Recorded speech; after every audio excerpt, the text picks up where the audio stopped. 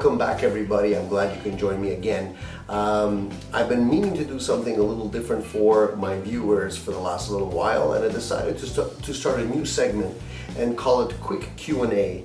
I didn't often get a chance to respond to a lot of the emails that I was getting because I didn't have a lot of time, and you guys have great questions and I wanted to share with everyone. So what I'm going to do is I'm going to record a short segment and I'm going to answer some of the questions that you guys have asked me over time.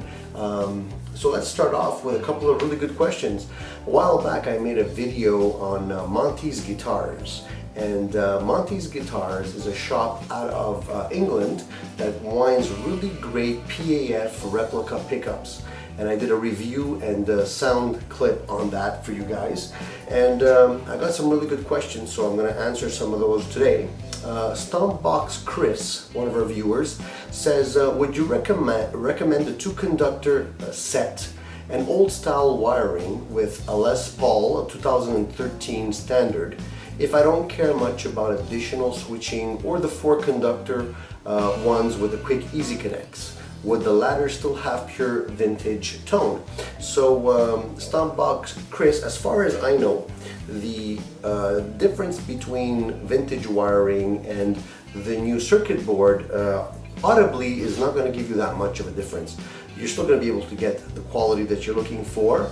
As long as your pickups are good quality, you shouldn't have any issues. Now, if you don't need to have the quick connects, because maybe your pickups are not set up for that, and you don't really want to have the push-pull pots and the blow switch because you don't use it, then by all means go with the vintage wiring. It's a lot easier. And if your Les Paul already comes with the circuit designed for the PC board, then you can easily just take out the PC board, put it in a bag or something to protect it, and just keep it aside. So if ever you want to sell your Les Paul in the future, you can easily return it back to stock condition, and you won't lose a lot of value that way. So either way, some people like the stock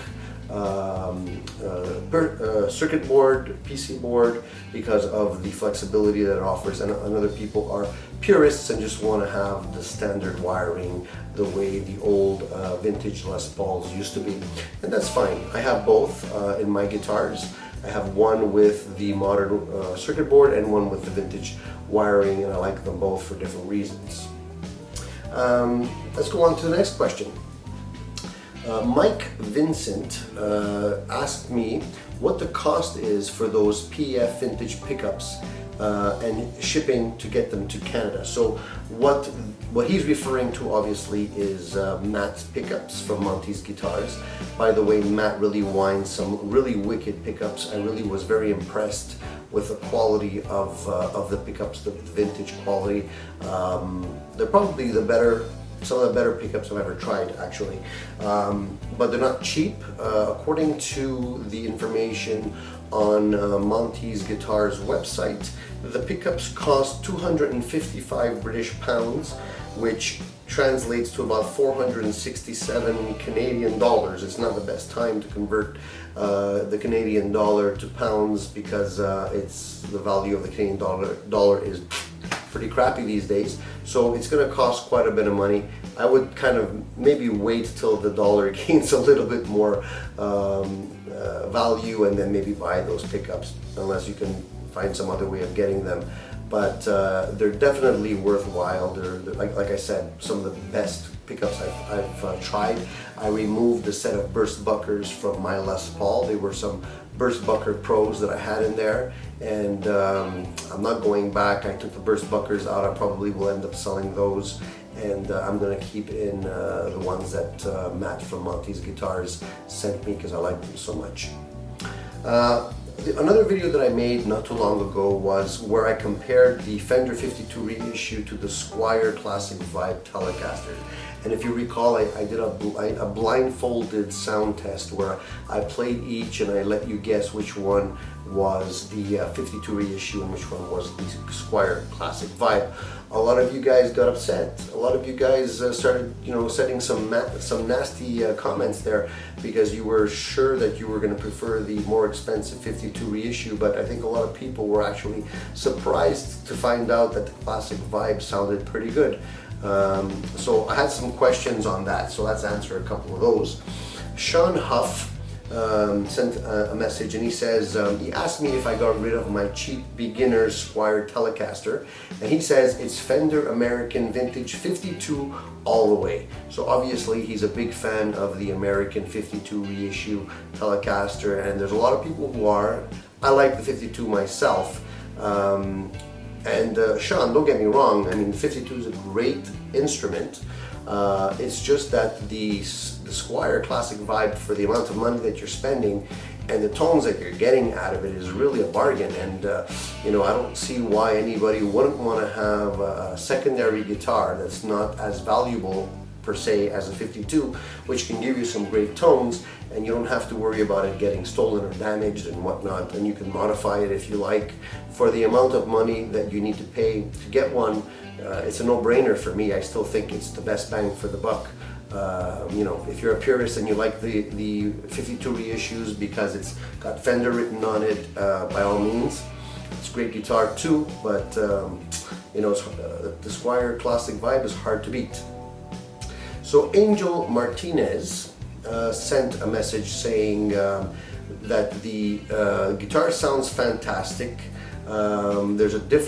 Is there a difference in pickups between the Squier Classic Vibe 50s and the 52 reissue?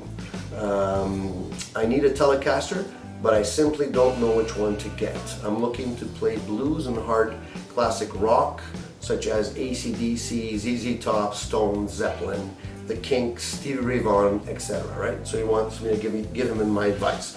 So if I understand the question correctly, he's referring to the Squier Classic Vibe, the 50s version, which is the Sunburst double bound version with the rosewood neck, as opposed to the 52 reissue. I guess he's referring to the butterscotch blonde version of the Squier.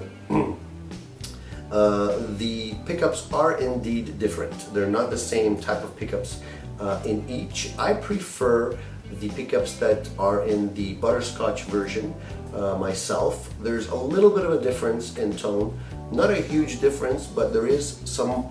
You get somewhat more of an aggressive tone with the butterscotch version pickups, and I like that. I like the more aggressive forward tone that you're getting with that. The 50s is a bit more mellow, to my ears anyways, but they're both great guitars, and if you pick up either one, you're going to be able to play the songs from the bands that you mentioned without any problems. I myself play in a cover band and definitely play all those tunes, and I can play them with either one without any issues. When you put in an overdrive pedal in front of either one of those guitars, you're going to have no problems whatsoever. As a matter of fact, I think that the biggest difference will probably be the neck, the rosewood, as opposed to the other one, which has a maple neck. So the feel is slightly different, and the tone is slightly different there as well. But either one is going to get you there, no problems whatsoever. So the last question I'm going to cover today is going to be one from Mario Bojorquez. And Mario says that it amazes him how so many people just refuse to believe that Asian-made guitars can be good. Open your ears and your minds, is what he says. And I tend to agree with Mario. I mean, today there's a lot of great guitar manufacturers all around the world. And to be honest with you, you can get some very good quality American-made guitars. You can get some really great imports. It all depends on the woods that are used and the quality of the production and the, just basically what kind of inspection process they have afterwards, and just the standards that they're setting. You can have products that are made overseas that are excellent. You look at some of the products that we have today. You look at, for example, some of our cell phones, the Apple products, the Samsung products. They're all made overseas, and they're some of the finest products that we see today. And I don't think anybody's gonna say that American versions are better. I think there's among the best that you see in the world, and it goes the same for any kind of instruments as well. We used to scoff at Japanese instruments way back when, and nowadays they're very, very collectible, and people recognize the craftsmanship that went into those guitars. And I think it's going to be the same thing with Indonesia. I think it's going to be the new Japan. So keep your eyes out for some great instruments, regardless of where they're being made. Listen to them subjectively, and just go with your gut. Just because it doesn't say Fender or Gibson on it, doesn't mean they're not good guitars. So take the time to really appreciate what you're getting, and you might be surprised you end up with a really great instrument for not too much money. So hey, this was the short version of my Q&A for today. I'll be making more of these for you. I hope you can leave me some comments as well if you have any other feedback that you'd like to share on my comments. I always appreciate that. Please don't forget to subscribe to my channel. I'll have lots of great gear reviews coming your way, and if you have anything in particular that you'd like me to talk about or review, by all means, just leave your comments below, and I'll definitely read them. And who knows, I might actually produce a video specifically for what you want to see. So stay tuned, and thanks for listening.